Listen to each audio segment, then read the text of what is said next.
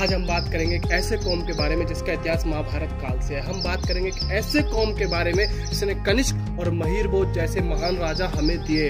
हम बात करेंगे एक ऐसे राजा के बारे में जिसे इतिहास और हिंदुस्तान के लोगों ने कहीं भुला दिया है। हाय, मैं जय, और अगले कुछ मिनट हम बात करने वाले हैं गुज्जर प्रतिहार महिरभोज और गुज्जर हिस्ट्री के बारे में। महिरभोज का जन्म आज से करीब 816 ईस्वी पूर्व हुआ था।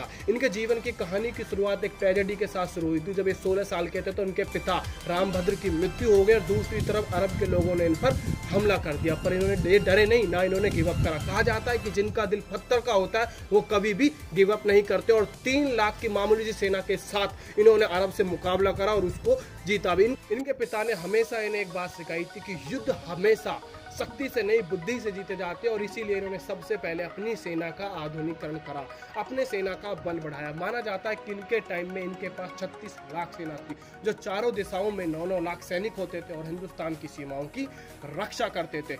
तुर्किश एंड अरब राइटर्स ने इन्हें दहाड़ता हुआ शेर तक लिखा है। उनके अनुसार महिरभोज इस्लाम और अरब का कट्टर दुश्मन था। महिरभोज का जो शासन था वो जम्मू कश्मीर से लेकर कन्याकुमारी, पूरा उत्तर भारत, गुजरात से लेकर बंगाल तक फैला हुआ था। महिरभोज के शासन की शुरुआत 835 ईस्वी में उनके पिता रामभद्र की मृत्यु के बाद शुरुआत हुई थी और उन्होंने 885 ईस्वी तक राज करा था। टोटल 49 साल के अंदर इन्होंने 120 से ज्यादा लड़ाइयां लड़ी थी और सारी की सारी लड़ाइयां जीती थी। ये शिव और विष्णु के बहुत बड़े भगत थे और उसी के नाम पर इन्होंने कई सिक्के भी जारी किए थे। 885 ईस्वी में इन्होंने संन्यास ले लिया था और उसके बाद इनके बेटे महेंद्रपाल को राजा बना दिया गया। अब बात करते हैं एक और महान राजा कनिष्क के बारे में, जिन्हें गुज्जर प्रतिहार महिरभोज के बराबर सम्मान दिया जाता है। माना जाता है कि इनके जो शासन काल की शुरुआत हुई थी वो 74 ईसा पूर्व से लेकर 126 ईसा पूर्व तक चली थी। इनका जो शासन काल था वो आपके इराक, सीरिया, यहाँ तक कि आज के टाइम के अफगानिस्तान तक फैला हुआ था। इनकी जो सबसे बड़ी लड़ाई थी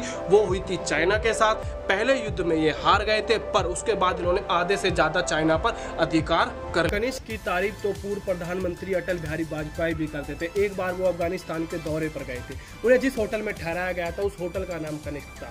जब उन्होंने अफगानिस्तान के विदेश मंत्री से पूछा कि इसका नाम कनिष्क क्यों है, ये तो एक हिंदू सम्राट था, तो विदेश मंत्री ने बोला कि ये हमारे पूर्वज है, ये हमारे पुरखे हैं, हमने सिर्फ उपासना पद्धति बदली है बट अपनी संस्कृति नहीं बदली है। तो जिससे साबित होता है कि कनिष्क का राज्य अफगानिस्तान के ईरान, इराक, आज के फारसिया तक फैला हुआ था। इनकी जो राजधानी थी वो आज के पाकिस्तान के पेशावर थी, जिसको कुषाण कहा जाता था। ये कसाना राजवंश से आते थे।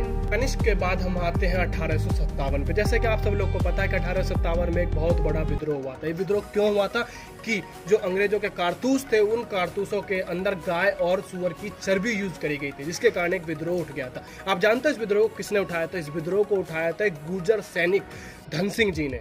कोतवाल धन सिंह जी उत्तर प्रदेश के मेरठ से रिलेट करते थे और उन्होंने अंग्रेजों को साफ मना कर दिया था कि वो गाय और सुअर से बनी हुई चर्बी के कारतूसों का यूज नहीं करेंगे। इसके बाद 1857 की क्रांति शुरू हुई थी, जिसने देश में आजादी की ज्वाला जलाई थी। गुर्जरों ने कभी चाहे तो मुगल हो, अरब हो या फिर अंग्रेज हो, कभी भी इस देश की आजादी से समझौता नहीं करा था। उन्होंने हमेशा मुगल, अंग्रेज और अरबों का डट मुकाबला करा था। आज भी इंडियन आर्मी के अंदर 12% से लेकर 18% तक गुर्जर सैनिक मौजूद है।